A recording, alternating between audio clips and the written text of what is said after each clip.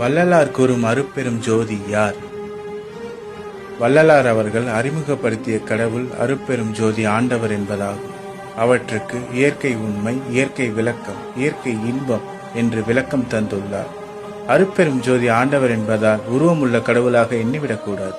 அது ஒரு மாபெரும் அருள் பேரொளியாகும்.